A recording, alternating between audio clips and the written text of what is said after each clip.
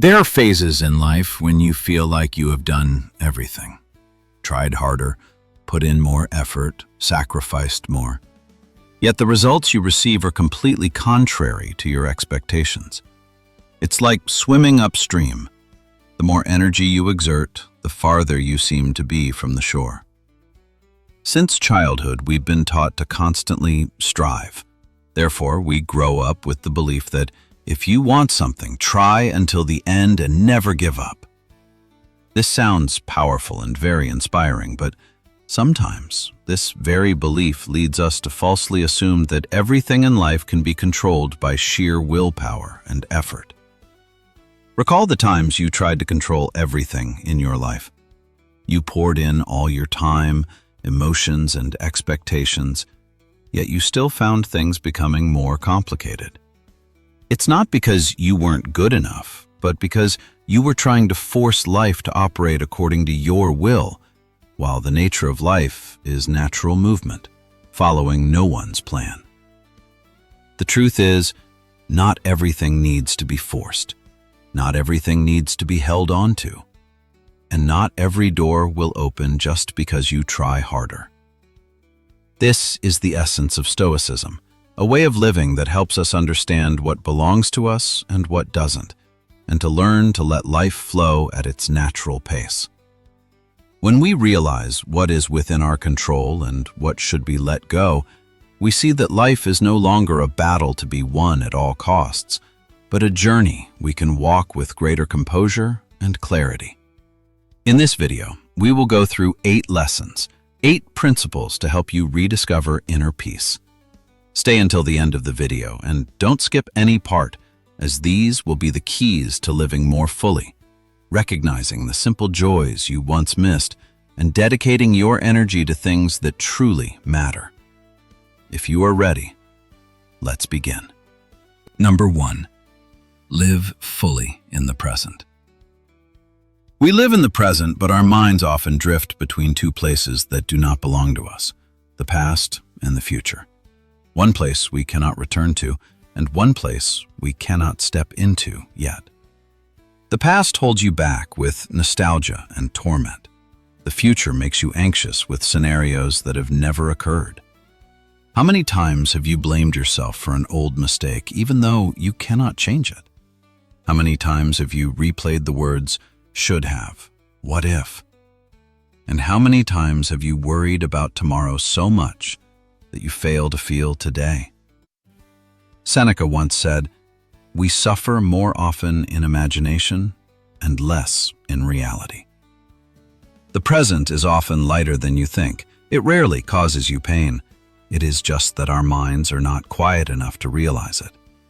Living in the present does not mean denying the past or being indifferent to the future. It means not allowing them to control your emotions, actions, and inner peace. The present is the only place you are truly alive. It is the only place you can choose, change, and start over. Everything else is either a closed memory or an unformed prediction. Try to observe yourself. When you eat, do you truly taste the flavor? When you listen to someone, are you really hearing them or just waiting for your turn to speak? When you are here, is your mind already running to tomorrow? Living fully in the present begins with very small moments. They are not complex exercises, but about feeling your breath as if you were noticing it for the first time. It is about looking at the light streaming through the window, clearly hearing the sound of your own footsteps, or simply placing your full presence into a single task instead of being pulled away by worries or regrets. When the mind consents to stop, life becomes clearer. You see what is truly happening, not what you fear or what you regret. And you begin to realize that this moment is unique, and once missed, you will never have it again. When you stand firm in the present, you are no longer dragged backward by the past or pushed forward by the fear of the future. You act from clarity, not from panic. You feel life slower, truer, and deeper. And that is the first step to finding peace again. Stop running to places that no longer exist and start living with what is present before your eyes. Number 2, accept what you cannot control. One of the biggest sources of stress is trying to change things that are fundamentally not within your control. We often think that if we just try hard enough, are persistent enough, and are good enough, everything will go our way. But life does not operate according to that logic. And when we fail to accept this, disappointment becomes inevitable. How many times have you been upset because someone didn't behave as you expected? How many times have you been exhausted by a result that was not proportional to your effort? How many times have you blamed yourself for a situation that you couldn't change, no matter what you did? The Stoic philosopher Epictetus once said, "Your happiness depends on 3 things: your thoughts, your actions, and your reactions, all of which belong to you. Everything else does not." A person following the Stoic path does not try to force the world to change. They focus only on adjusting themselves. But acceptance does not mean resignation or giving up. Acceptance means clearly seeing the boundary. Where is the part you can lift, and where is the part you must put down? Acceptance does not make you weak. It makes you mindful. It prevents you from wasting time on things that, no matter how hard you try, you cannot keep, cannot change, and cannot control. Look at the things you have had excessive expectations for. You want recognition, but other people's feelings are not yours to control. You want someone to change, but their choices are not in your hands. You want life to go according to plan, but the future is not entirely written by your pen. When you try to control those things, you don't just feel disappointed. You lose your inner peace. And that very restlessness pushes you away from the present, away from what you can truly master. Acceptance is how you remove the burdens that are tightly fastened to your mind. When you let go of what is not yours, you have more energy to focus on what you can improve: your attitude, reactions, choices, mindset, and the way you face life. That is also when life becomes lighter. No more pressure to turn everything around. No more struggling with things that cannot be changed. No more self-blame for things beyond your reach. When you know how to accept in the right place, you don't lose anything. You only lose the fatigue. That is the moment you step closer to the Stoic way of life. Focus on what you can do. Let go of what is not yours, and find serenity within that boundary. Number 3, understanding impermanence. There is a truth that we often know but rarely truly accept. Everything changes. The things you love, the people you need, the opportunities you grasp, even the person you currently are, all are in motion. Yet our hearts constantly want to keep everything in a fixed shape. How many times have you wished for something to not change? How many times have you clung to a feeling that is no longer the same? And how many times has your heart ached just because something had reached its time to leave? Seneca once said, "Nothing belongs to us forever but the ability to accept change." He understood that clinging is the root of much suffering, not because life is cruel, but because we want things to remain still when their very nature is movement. When you understand impermanence, you are no longer surprised by change. You stop asking, "Why did it end?" and start asking, "What did I learn from this?" Growth does not come from what you manage to keep, but from your acceptance of its transformation. Look at your own life. Some people were once everything, who are now just a gentle memory. Some dreams were once burning, but are now irrelevant to the path you are on. There are old versions of yourself, once strong at the time, which have become a jacket you no longer need to wear. And sometimes impermanence appears most painfully, such as when you permanently lose a person you thought you still had plenty of time to love. Those very moments remind us that life never stands still. When you truly understand that nothing is permanent, you no longer live hastily or love superficially. You know to hold someone a little longer, say words of love a little sooner, and cherish every moment as if it will never repeat. And every passing minute becomes meaningful, not because it is perfect, but because you are fully present in it. Understanding impermanence helps you be gentler with yourself. You no longer blame yourself for something that happened. It belongs to the past. You are also no longer overly fearful of the future. It hasn't arrived for you to control. You just need to be present in the moment that is moving right before your eyes. When you understand that everything is changing, you stop trying to hold on or force things. You learn to appreciate what is happening more. You learn to love more deeply, but also let go more gently.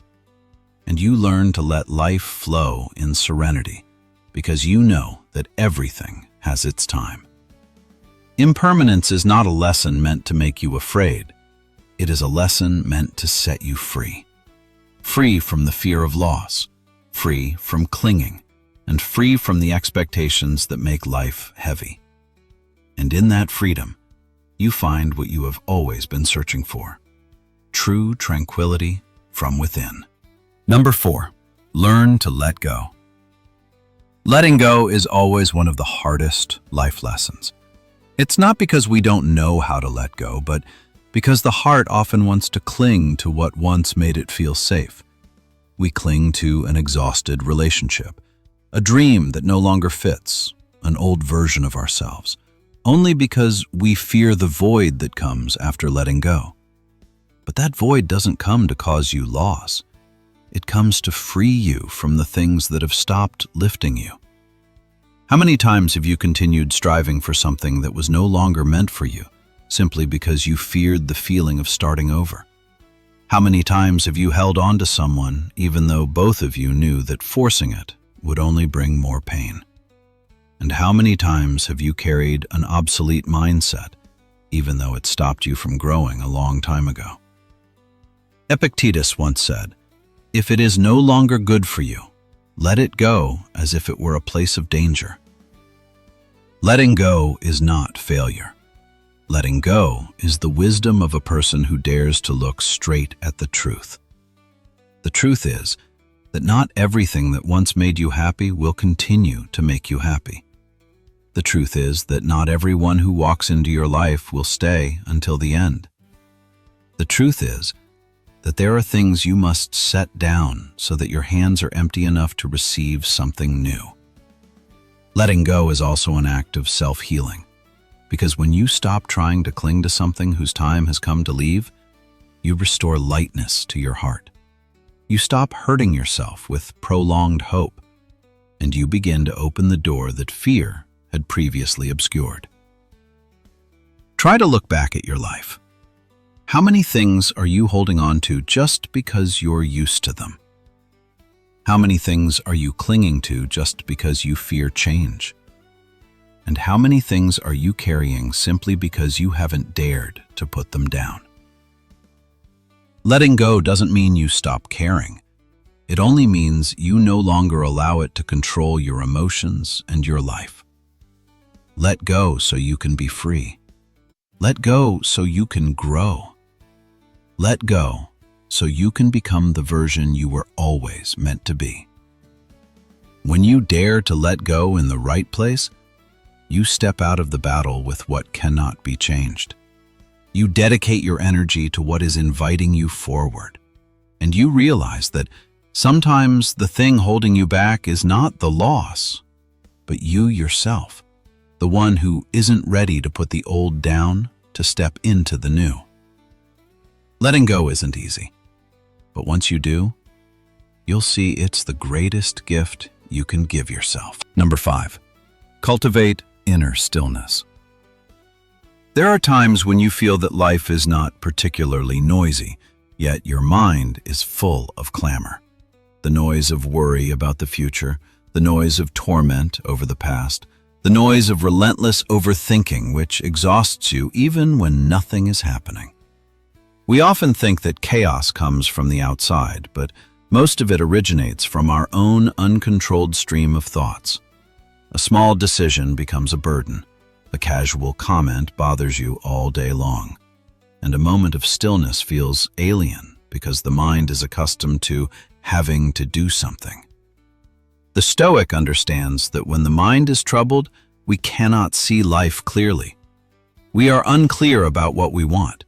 We are unclear about what we need to let go of. And we are even more unclear about the direction we must take. Marcus Aurelius once wrote, "Nothing brings a man peace but the order of his mind." An ordered mind is not a mind without thoughts, but a mind that knows which thoughts are worthy of staying. Stillness is how you reclaim that power. It is not absolute stillness, but enough stillness to let you hear what you are truly feeling. Enough stillness to let you see things as they are, not as fear is exaggerating them. Enough stillness to allow you to pause and ask yourself, is this worth trading my peace for? You can start with very small things. Every morning, dedicate 10 minutes to sitting quietly to feel your breath and the rhythm of life unfolding before you. In the evening, give yourself 10 minutes of quiet without touching your phone, allowing your mind to rest after a long day. And before a comment that bothers you, pause for a beat. Take a deep breath. You will find yourself calm enough to choose a better reaction. When stillness is present, you will notice many things you thought were missed. A true emotion you have never named. A fear that is actually smaller than you thought. A simple joy that is right in front of you. Stillness does not detach you from life. It helps you connect with life more deeply. In stillness, you no longer react instinctively, but begin to choose. You are no longer swept away by the current of emotions, but stand on the shore to observe. You no longer lose yourself in every small change, but maintain your stability amid every movement. Inner stillness is the foundation of a peaceful life. A mind that is not pushed around by everything around it is a mind that can clearly see its path, its values, and what is truly worthy of its attention. And when you cultivate that stillness, even if only for a few minutes each day, life begins to change. Not because the world is different, but because the way you step into the world has become much clearer and lighter. Number 6. Free yourself from expectations. We often believe that the more we expect, the more motivated we will be to strive. But the truth is, excessive expectations often become an invisible rope that ties us down. We hope someone will behave exactly as we think they should. We hope everything will go according to plan. We hope the results will be commensurate with the effort we put in. And when life does not follow the trajectory we imagined, disappointment instantly overwhelms us. How many times have you been upset just because a result was not what you wanted? How many times have you felt pressured by the fear of disappointing others? And how many times have you hurt yourself over what-ifs that never materialized? Epictetus once said, "Do your part well, and for the rest, it is not your business." He did not advise us to abandon effort, but only reminded us that our value does not lie in the outcome. It lies in the action, the intention, the kindness, and the responsibility in the very thing we do. Expectations cause us to cling to a future version we cannot control, and that very clinging makes us tired, anxious, and causes us to lose our inner freedom. You think you are pursuing a goal, but in fact, you are chasing an image you set for yourself. You think you are loving, but in essence, you are hoping to receive something commensurate in return. You think you are trying hard, but often you are trying to prove something. Freeing yourself from expectations does not make you indifferent or irresponsible. It makes you lighter, freer to live authentically in the present. You still love, but without forcing others to reciprocate exactly as you wish. You still strive, but without letting the result define your self-worth. You still set goals, but without losing your peace if life changes direction. You can start with the smallest things. Do your best at a task, and then let the outcome be as it should be. Give something good without expecting anyone's recognition. Love someone with an open heart, without tying them down with your expectations. When you are no longer bound by expectations, you begin to live truer to yourself. Every action becomes clearer because it is no longer mixed with fear.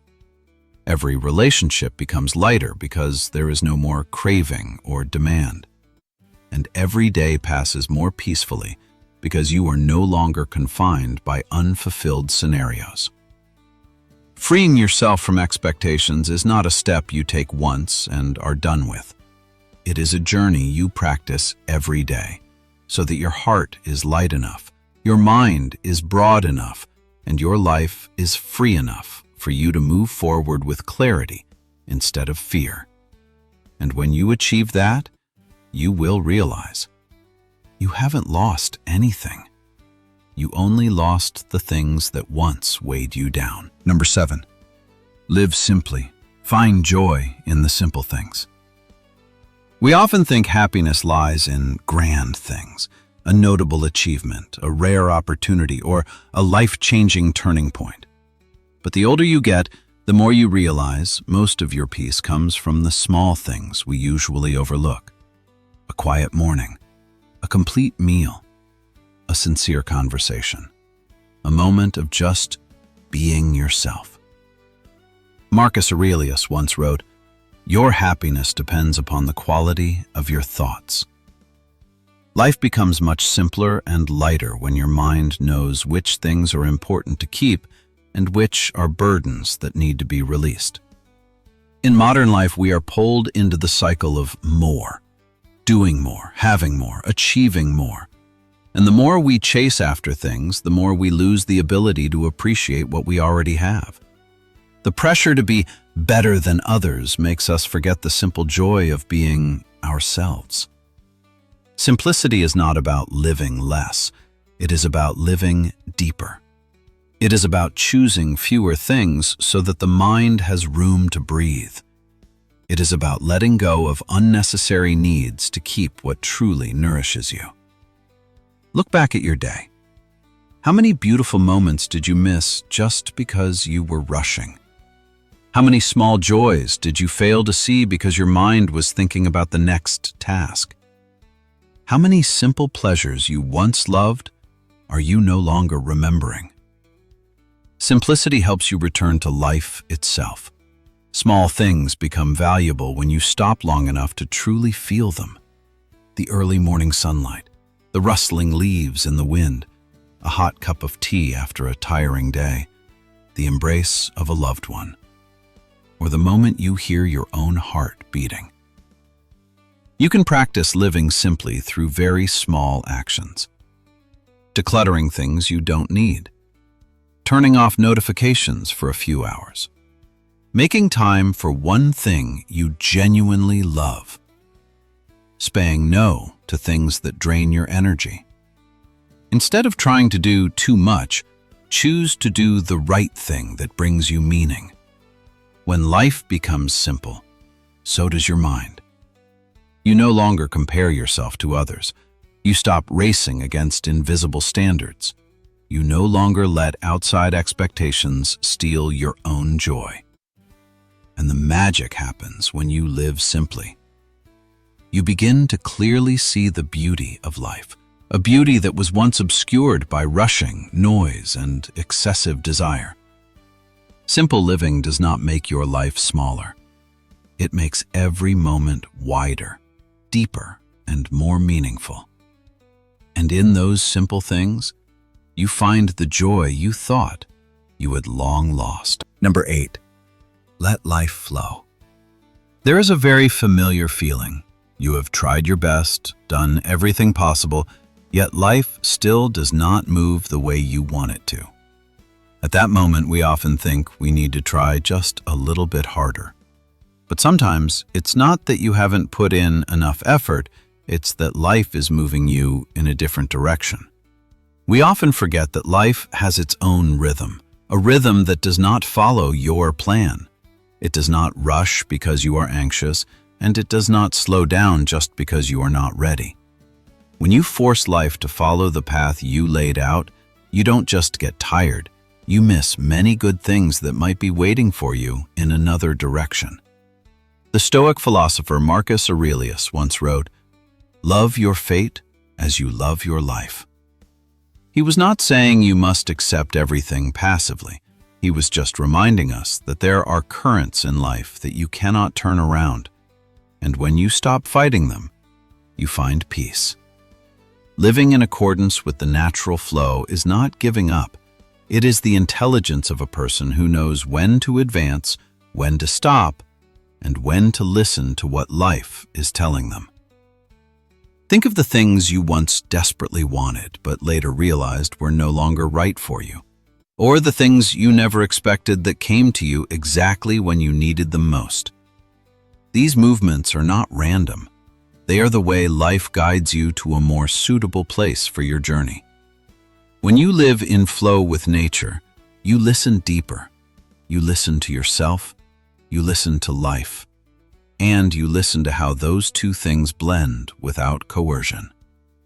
You begin to release the desire to control everything. You stop rushing toward the future or clinging to the past. You allow life to unfold in its own way. And the strange thing is, when you become gentler, life also becomes gentler with you. You can start with very small things. Do not force yourself to have an answer when you are not yet clear. Not forcing others to become something, the version you desire. Not forcing life to happen exactly as you planned it. Instead, observe, feel, and allow yourself to adjust to the truth that is currently unfolding. Living in accordance with the natural flow does not make you weak. It gives you flexibility, clarity, and trust in your own journey. You walk without fear because you understand that even if the path changes direction, you will still find the way that suits you best. And when you let life flow at its natural rhythm, you realize not everything needs your control. Many things only require your permission to happen.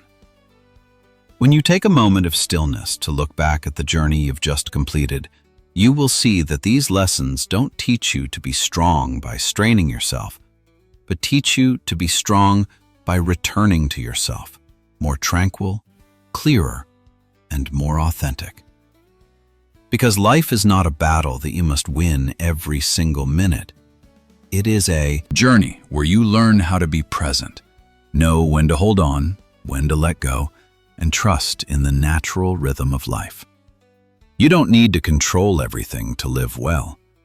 You only need to understand what belongs to you and what doesn't.